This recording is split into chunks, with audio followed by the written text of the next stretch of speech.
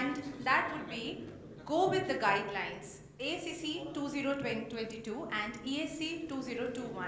And for this particular session, I would like to invite speaker Dr. DebButta Majumdar, who is a cardiologist from RN Tagore. And to chair this particular session, I would like to invite Dr. BP Pandey, who is an interventional cardiologist as well as founder member of Howrah Diabetes Study Society.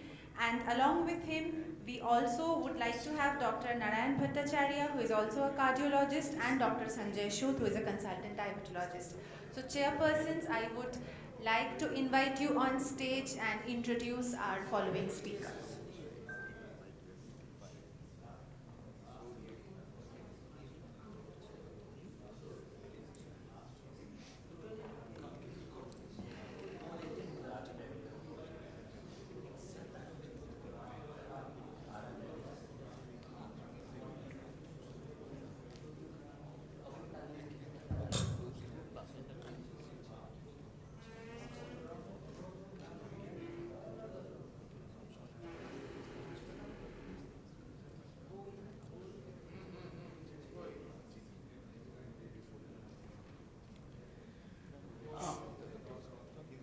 So the next topic will be to go with the guidelines ACC 2022 and ESC 2021, and the speaker is interventional cardiologist attached to RN Tagore Hospital, none other than Dr. DebButta Majumdar, and on behalf of the organizers, I invite him to deliver his talk.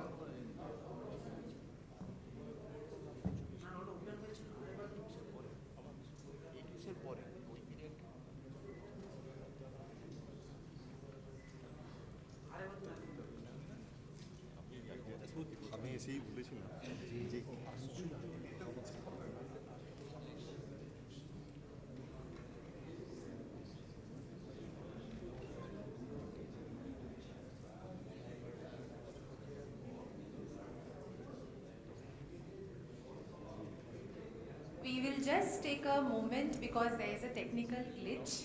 Kindly wait for some time.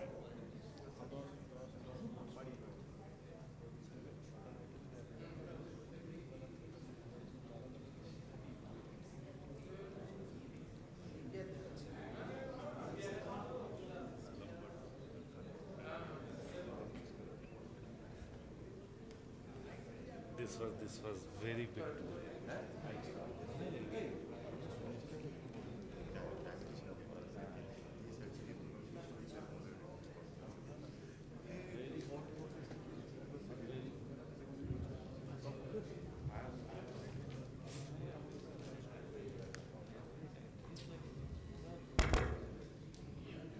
Very good morning still to all of you, respected chairpersons. Thank you organizers for having me here. Gives me immense pleasure really to be standing here on this dais, and because we know we are striking, odd man, because this is a forum I guess is dominated by diabetologists, physician, endocrinologists. I think I and Pandey sir are the only two cardiologists present here, if I'm not mistaken. We had a beautiful lecture on heart failure with preserved ejection fraction, followed by another very important lecture on diabetes per se. My job here is to very quickly go through the slides. I have been asked to speak on the more easier variant of heart failure compared to what Dr. Pandey had delivered. I mean, my topic will be on heart failure with reduced ejection fraction. Ironically, this is a one which is easier to detect, easier to diagnose, easier to treat, and the quantum of benefit that we can give to our patients is much more than what we can provide even today with heart failure with preserved ejection fraction. So my job is a little bit easier compared to what Dr. Pandey had highlighted. So the guidelines really, and obviously the job at hand is to speak on RNA, one of my favorite molecules, a sentiment which is shared by all my cardiology colleagues. It is a wonderful molecule of the millennium really, the angiotensin receptor blocker as well as a neprilysin inhibitor. We are fond of really the concept of neprilysin inhibition. And this drug has really helped us understand what benefit neprilysin inhibition per se gives us. So with this introduction, really, I will quickly go through the slides. I know I have half an hour's time. I'll try to finish my talk within 15 minutes so that the next 15 minutes can be devoted to some question answer. That is, I think, more fruitful than just going through the slides. So going through them very quickly, we would like to speak on the burden of heart failure, everything, I mean, something which is known to all of you. Guideline recommendations is the point of interest, and what I would like to discuss is the very recent 2022 ACC guidelines and what are the important points regarding that. An illustrative case example to give you the benefit of this molecule, and ultimately would conclude. So as we are well aware of, and let me again say that by heart failure now we actually are meaning heart failure with reduced ejection fraction, where that ejection fraction at onset is less than 40%. That is what heart failure, according to my topic, actually means. So we will confine ourselves to heart failure with reduced ejection fraction. We are all aware 1 out of 3 patients are readmitted in India, so a huge burden really. And 1/3 of heart failure patients, so they are actually plagued by a huge morbidity as well as mortality as far as heart failure is concerned. So as we are well aware of, again, the mortality doesn't stop in hospital, it keeps on increasing as with age. So as you can see from this chart or the slide, that it is an incremental increase in mortality with time. So that more reason that why we should be treating it aggressively, obviously to prevent both mortality and morbidity. You know, the main aim of heart failure management has been to reduce heart failure hospitalization, that is the point of interest, as well as to reduce mortality emanating from heart failure. And we are well aware, even as we speak, 2022 end September, only 1/4 of our population unfortunately is on what is known as guideline directed medical therapy. I would certainly reiterate on what we mean by GDMT. In Indian heart failure patients, suboptimal GDMT obviously experience higher morbidity and mortality. We will certainly speak of what do we mean essentially by this guideline directed medical therapy. Over the years, we have seen a number of landmark trials which has paved the way for these very, very beautiful molecules. It began with ACE inhibitors, the wonderful ACE inhibitors in the form of enalapril, ramipril, followed by the ARBs. Then we had beta blockers, the evidence-based beta blockers, we'll speak of them. Mineralocorticoid receptor antagonist began with spironolactone, went to eplerenone. Now we are having philrenone in the pipeline. And obviously that 2014 year was a landmark year when we had this very, very important trial known as Paradigm Heart Failure Trial, which paved the way for this wonderfully, effective molecule known as an RNA. So as we are all aware of, we can always reiterate that when we had always asked, and I had a habit of teaching my younger colleagues, we always ask this very important question: what are the drugs which reduce mortality in heart failure? And we used to always answer, say it would be ACE inhibitors, ARB oblique, it would be evidence-based beta blockers, it would be mineralocorticoid receptor antagonist, and it would also be, of late, SGLT2. What came in 2014, which actually was a so important trial, Paradigm Heart Failure, as we are all aware that trials are done, most are placebo-controlled trial. That was one of the major trials, Paradigm Heart Failure with RNA, which had an active comparator molecule with enalapril. So you can see here that ACE inhibitors had a relative risk reduction of mortality to the tune of 16%. RNA had an incremental more 16% benefit beyond enalapril. That is where RNA stands out compared to the others. Yes, we have beta blockers. Look at the mortality reduction, 34%, huge quantum of benefit. Look at MRA, an age-old molecule, 30% benefit. Look at ARB and look at ivabradine. We obviously is a secondary molecule that we tend to use. Ivabradine per se do not feature in the first 4 pillars. We say heart failure management relies on these 4 pillars: ACE, ARB, now RNA, beta blockers, MRA, and now SGLT, as sir already highlighted. And now, so my talk essentially rests on what is the ACC 2022 guideline on heart failure telling you. This is a quick revision of what we generally do with heart failure. And by heart failure, again, let me reiterate, we are speaking of heart failure with reduced ejection fraction, and ejection fraction which is less than 40. we have these molecules here, RNE, beta blocker, MRA, SGLT, and diuretics as always feature in the entire spectrum of heart failure management, we know. And then when you have these advanced heart failures, as here sir also highlighted, the role of surgical therapy, device therapy, you have fixed criteria for AICD implant, you have other fixed criteria for CRT implant. I heard a question on transplant. Those are end-stage heart failures, refractory heart failures that we are not going into right now. So again, the same line, what are we going to do with chronic reduced heart failure patients, the ones who come to our OPD? What are you going to do with, very, very importantly, patients who have admitted themselves with acute decompensated heart failure? How do we go about with these GDMT? De novo heart failure, reduced ejection fraction. And what about heart failure, reduced ejection fraction, post-REVAS, post-CABG, post-PCI? Are you stopping the GDMT? That is what we are trying to deal with in the next few slides. So this is chronic heart failure, and I am glad that we had these slides which actually pointed out the summary of the guidelines that has been presented in 2022. Let me read some of them.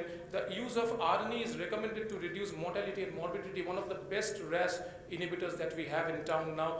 In patients with previous or current symptoms of heart failure, the use of ACE is beneficial to reduce morbidity, mortality when RNE is not feasible. So that is the point of interest. RNE is number one. When RNE is not feasible, you will all agree that RNE is always feasible. The only area where it is not feasible would be the limiting cost factor. Let me be very frank about that. Otherwise, if your ARB is tolerated, if your AC is tolerated, there's no reason why RNE won't be tolerated. Essentially, it is the same molecule, just has an additional component. So that is so important. Your de novo choice is, RAS blockade has to be an RNE, if not otherwise contraindicated. So again, the third point is so important. Even patients who tolerate AS and ARB, replacement by an RNE is recommended. So as I emphasized on that, your de novo choice has to be an RNE. And in all patients, we are speaking of heart failure with reduced ejection fraction. We don't have to highlight if it is not contraindicated. That is always there. And it holds true for AS, ARB as well. So that is a point of interest. We already spoke of MRA. We spoke of this line, let me reiterate again, the beta blockers. It is not all beta blockers. We have carvedilol, we have extended release metoprolol, and we also have bisoprolol. We would want to discuss, when we discuss that, how do you hemodynamically accommodate these molecules? Remember, you are using BP reducing agent RNE, you are using a BP reducing agent MRA, you are using a beta blocker, and you are using a SGLT, as also sir pointed out. It is a class 1 recommendation in heart failure with reduced ejection fraction. So remember, 4 hypotensives in their own right you are using. So obviously we need to juggle with these drugs, accommodate them hemodynamically so that your patients are into confidence and you don't have obviously a decline of your BP. And that is so interesting. This is echoed by the ESC 2021 guideline. Obviously, we are speaking of the more recent 2022 ACC guideline, and they have given wonderful points to help us to make our job easier as far as reduced ejection fraction. As I already said in the beginning, it is more easier to treat than a preserved ejection fraction patient. So again, I recommend as the first line therapy, no use reiterating again and again. So yes, very important. A patient came to you with, he's admitted now with acute decompensated heart failure. We had a previous teaching that moment you have ADHF, just put him on, obviously we do the same still now, that decongestive therapy, remove all your GDMTs, and then maybe start whenever necessary. But the guideline, the approach has always changed. They say that keep your GDMT, strive to maintain your GDMT at least at a lesser dose. Don't just quickly, hastily stop it, unless of course you have hypotension and all that, the patient is on inotropes. Try to maintain GDMT as far as practicable, even at a lower dose. Even if you have stopped GDMT during hospital stay, reinitiate GDMT as early as possible, preferably prior to discharge. So keep him on GDMT as long as possible, because these are magical drugs, RNE, MRA, beta blocker, SGLT. So that is what these few slides will tell us. As I said, I'll try to finish it in 15 so that we have another 15 for discussion.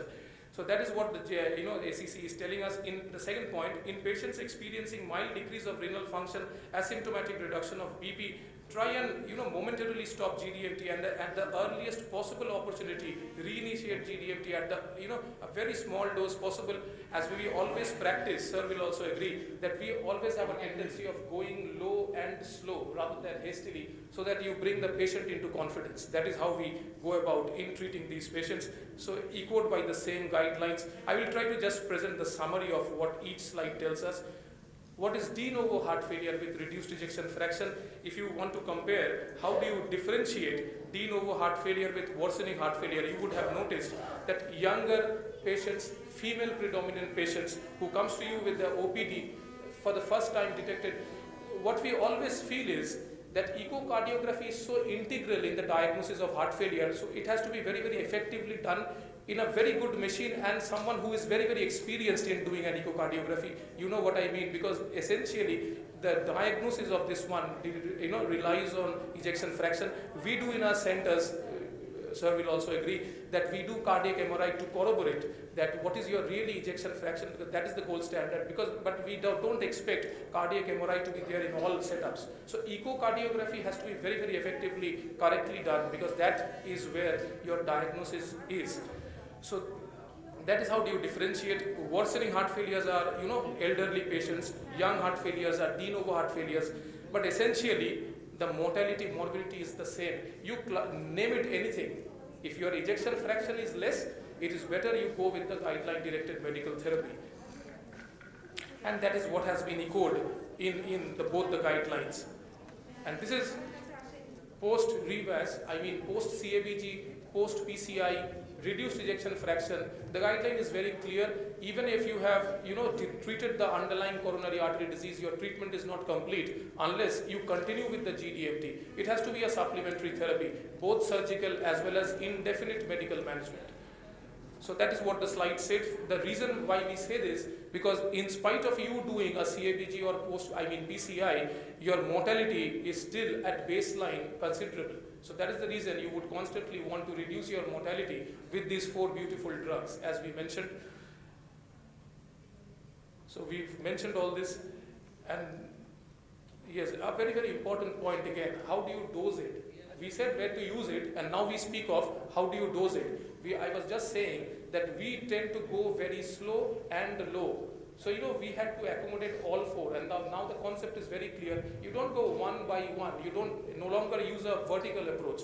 Rather, you use a horizontal approach. So you have all 4 drugs together. I know sir will have differences in opinion, but what we tend to do is we add all these 4 drugs together, and hence we say very, very low and very, very slowly, so that you can hemodynamically accommodate all these 4 drugs and keep on increasing the dose one by one. It is so important that even if your patients, and the patients do magically well, believe me, that when you come to the OPD for the first time with the shortness of breath and all that, ejection fraction less, you initiate 4 drugs, call him after 2 weeks, and he is a different person altogether. But our job doesn't end there. We would constantly strive to increase the dose of each of these molecules to the recommended target dose, or the one which is effectively tolerated. That is the concept as they have highlighted. So we can quickly go through this. Essentially these slides mean the same. So, and I think I will end with an illustrative case discussion.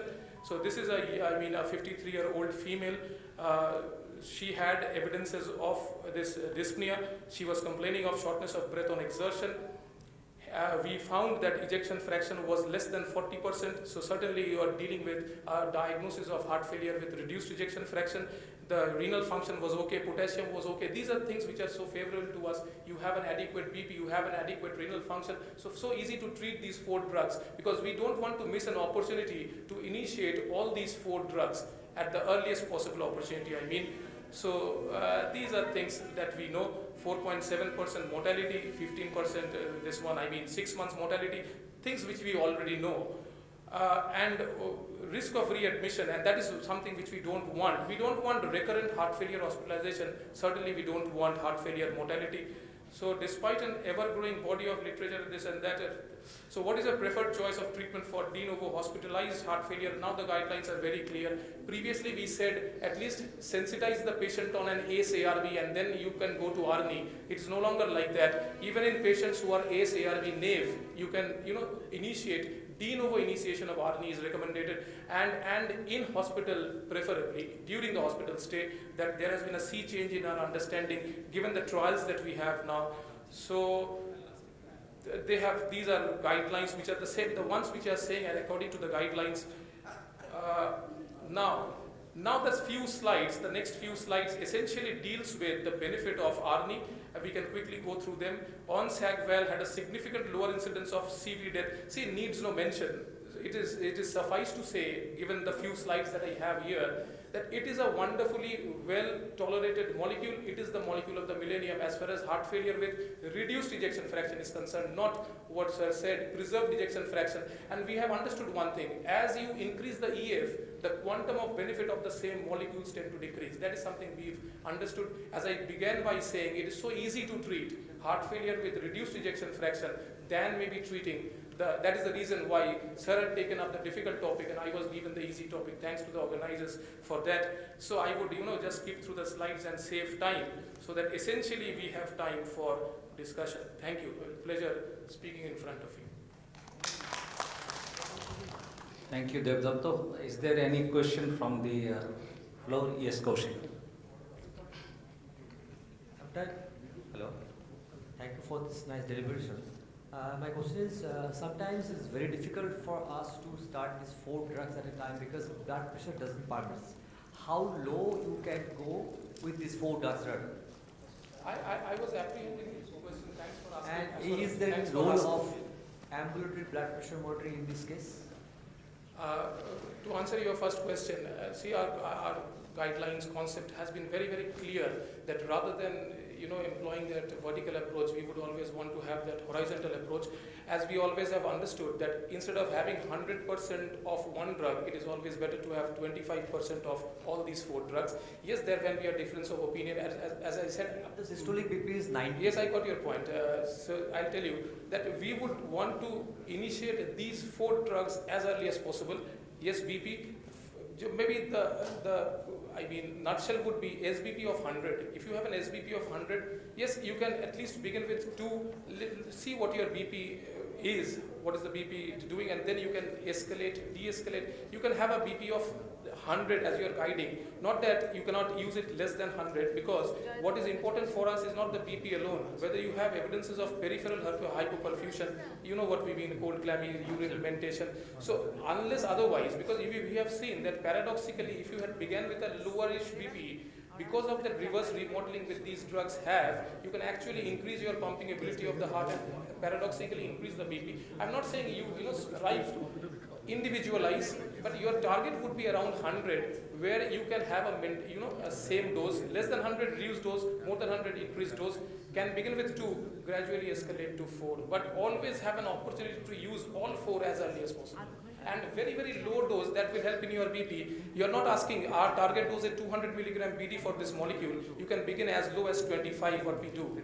So 25 of this, 1.25 of that, 12.5 of that, and maybe 5 of that. I mean those 4 molecules I was saying. So yeah, I think your BP. Escalate the dose. When you escalate the dose? Yes, you escalate the dose generally. The guideline obviously is. If the symptoms develops or not really the symptoms. You will always escalate the dose. If your BP and electrolytes permit, you will strive to have all the recommended dose of all the 4 molecules if possible. But we've seen in practice, RNE may be, even if we have, most of my patients, and sir will also agree, 200 milligram daily dose, 100 BD has been good enough, but still science tells us, please go to 200 BD if permitted. There is 10 for SGLT, doesn't have any problems. 10, you always use 10. Yes. Beta blockers, MRA also doesn't have any problem, 25 generally, we don't use 50 for that matter. Beta blockers, you can do a bit of juggling, because carvedilol, though it's recommended, we always use it. It has an alpha and a beta blocking property, and again that BP concept. So you can, if you can use a selective beta blocker, not that alpha. Biso, meto, yes, I think your BP. So that BP concept is so important, and each patient will behave differently. Is there a role of AVPM in this case? Generally not, because we are not here dealing with those hypertensive masking and all that. ABP you don't have to do per se in these few patients. And what I was wanting to tell you, I missed out. Keep in mind that you have a scope of reducing the dose of diuretic. You have a scope of reducing the non-essentials just example, he was having a prostate issue and those, alpha blockers Yes, was there. Maybe plus minus CCB was there. You don't have to remove all those and just accommodate these four. These four are so important. Thank you. A very nice talk by Dr. Majumdar. Just a comment, because for these guidelines and to go in for the GDMT, the cutoff is done by echocardiography, which is a really important modality. But as we all know that it is a observer-dependent modality, and there is a high intra and inter-observer variability in the reporting. So it can be overcome nowadays by the advanced machines like speckle tracking and strain rate imaging machines, but it's just like cardiac MRI, even these high-end machines are not available in most of the centers. So I think Dr. Pandey can comment on this, that if instead of just one method of finding the ejection fraction, like maybe only Tichol's or only Simpson's, if the ejection fraction is evaluated by the operator by both the methods like Simpson's as well as Tichol's, and an average is given with the eyeballing, I think the results will be much better. Any comments? I look at differently, because we are treating heart failure based on signs and symptoms. So you need not nowadays bother about EF. Probably 5 years down the line, there will be no EF. So what we suggest, always keep the drug which can be used in both preserved and reduced. So someone who is symptomatic, give them SGLT2 inhibitor, give them some form of RAS blockade, either ARNI or ARB, or because this is the way to go. What we do in asymptomatic LV dysfunction, suppose incidentally you detect ejection 35, patient was asymptomatic, you will not leave him alone. So the two drugs which can be used in asymptomatic LV dysfunction is beta blockade and RAS blockade. So there are two scenarios. If you have detected incidentally, that means asymptomatic or class 1, beta blockade, RAS blockade has to be on board. If the patient is symptomatic, now you have to take 3 things: systolic blood pressure, potassium and CK creatinine level, and decide which you can use early. So we should not be very rigid about the ejection fraction. Doesn't matter if it is, because all the drugs have got approval up to 50%. So it's fair, they are all class 1. So nowadays there has to be structural abnormality in the heart, LVH, LA enlargement, your NT-proBNP high, Apache. You have to give these 4 foundations. One more thing, I think, if you permit, I can add. Not so difficult. You can look at the tissue Doppler. Most machines today have tissue Doppler, and one of the objective evidences is that S prime. Even if you falter with your ejection fraction measurement, what will be the degree of difference? Some will tell you 35, some will tell you 40. Frankly, with an experienced operator, I do an echo, I find an EF of 40. Someone does and finds a 65. It's not matching.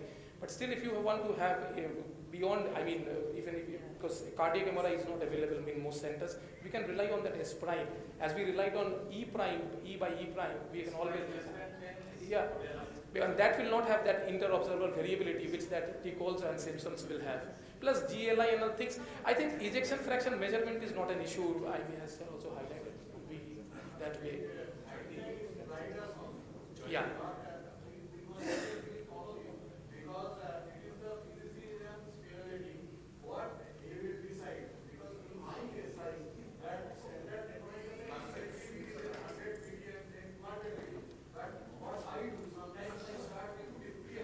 Yes, as we said.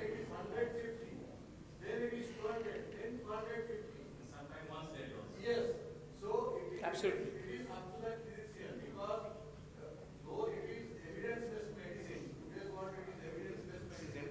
But what result you get best? Suppose after SGLT2 inhibitor, the result is much more encouraging in case of heart failure patient. And in that case, we must balance SGLT2 with ARNI, and dose it is not only just after 2 weeks, 2 weeks. You can initially sometimes the BP is low, and if you wait for 2 to 3 months with 50 BD dose, that BP is stabilized, because that hypotension is a major problem. in heart failure patient. So we can wait up to 2 to 3 months. There is no problem, there is no hurry. And after that, you will increase the dose gradually and gradually. Message is while you are waiting to up titrate, please start SGLT2 and MRS, because if your potassium is below 5 and your creatinine, your eGFR permits, so these are the two drugs, no up titration. Once daily, so at least two things is on board. So rest beta blocker and ARNI or ACE inhibitor ARB you can up titrate every 2 weeks. So theoretically you are practicing evidence-based medicine. Otherwise it will take 4 months to put them on board. And একজনের বউ 10 সাইজের জুতো কিনে নিয়ে এসেছে, তো ও বলছে যে ওর হাজব্যান্ড বললো আমার তো 8 সাইজের পা, বললো না ওটাই তো সেল দিচ্ছিল না। ঠিক আছে, সেলে 10 সাইজটা দিচ্ছিল বলে 10 সাইজ। সো এটাও খেয়াল রাখতে হবে, for heart failure patient it may be costly affair, but you must be very judicious and very rational. পেশেন্টকে বোঝাতে হবে in the long run you will get the dividend. Initially প্রত্যেকটা পেশেন্ট জিজ্ঞেস করে যে স্যার এত কস্টলি মেডিসিন অসুবিধে হচ্ছে, তো আমাদেরকে বোঝাতে হবে যে it is the dividend you will get in the long run, you will get quality of life, you will get that less hospitalization, so ultimately you will be benefited. So that thing is also there. So that is also rationale of the that is exactly what I said, that you don't leave an opportunity of having all these 4 drugs as early as possible.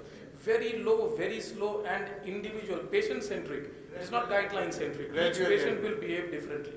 No hurry. And frankly, as you said, cost is an issue. I know that is the only limiting factor, as I said in my talk. Patients more or less are compliant today, and even from a lower socioeconomic background, we've experienced that there has been very, very few examples where ARNI has been skipped owing to this cost, because they get that, feel that benefit that these drugs have. They're all intelligent today. Yes. We don't have to really, motivate them to have, please take. Generally, they do take. 9 out of 10 patients are compliant. You must convince the patient, because ultimately it is beneficial. For every Actually, patient, ultimately it is beneficial. It's other way around. We don't have to convince. The patients are really convinced with the quantum of benefit that they get, and within 2 weeks, really. Yes. So we no longer have to convince. They are convinced. No, Arodin. We can. It is same as insulin. If you can convince the patient for insulin, he will be agreed.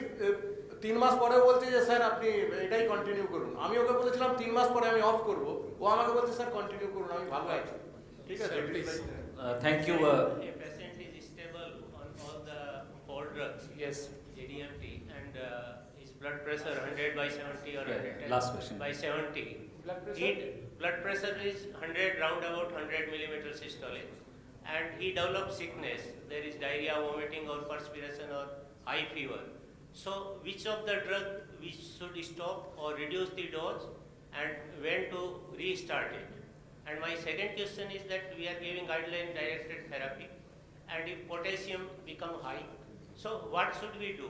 Should we stop the drug, or should we add some potassium binding agent? So long term benefit will be there. A very important question. The first one you said was what when you have hypotension due to secondary causes, we would either want to reduce the dose, and reduce the dose means certainly we will take into account the ARNI component first, because it has 2 molecules. Then maybe ARNI and beta blocker, we would either want to stop or reduce the dose. SGLT plus minus, again depending on your patient degree of BP, if you want, you can have temporary discontinuation of all 4, or at least an ARNI or beta blocker. You can half your dose, reduce your dose, and look at BP, because anyway you are treating BP with with fluids and electrolytes. Regarding the potassium is a very, very important question, because compared to ACE ARB, ARNI has a diuretic component because it is potentiating that natriuretic peptide. So degree of hyperkalemia is obviously less with ARNI compared to others. Yes, we have MRA. So if potassium is an issue, we would first want to treat the reversible causes of high potassium if possible, because intent is very clear. We don't want to leave those drugs. Even if you have to leave it, half dose of your MRA or momentarily stop MRA, have that ARNI. What we actually do, have a team discussion with my nephrology friend. We don't do everything alone. our concept has changed obviously. Have a group practice so that you can discuss and see what can be done. Potassium binding agent, but it is a costly affair. I think you can momentarily, adjust the dosage of these drugs, specifically MRA, treat the underlying causes of hyperkalemia, and reinitiate as early as possible. So thank you, Dr. DebButta, for a wonderful presentation. I have learned, Dr. Bansali, from my anesthetists. They stop RAS block and an SGLT2 preoperatively. So if your patient is sick, at least stop these two. SGLT2 very important because in renal dysfunction, it affects may last for even 7 days. So they land up with acidosis. So we close the session here. I would like to present a memento to our speaker. Yes. Thank you, sir. Thank you, speaker, sir. Thank you, chairperson. So we will take a moment to give away the felicitation on behalf of Howrah Diabetes Study Society, a small token of appreciation from the NGO Sangvedan.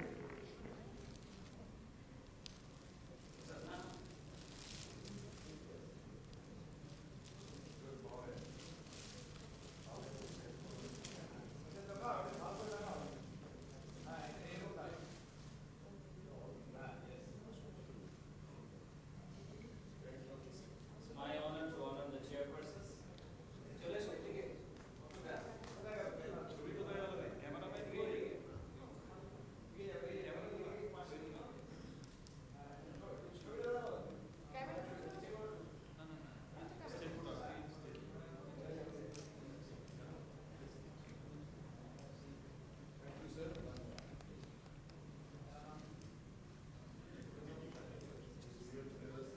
Thank you, speaker, sir. Thank you, chairpersons, and thank you, Novartis, for sponsoring this particular session.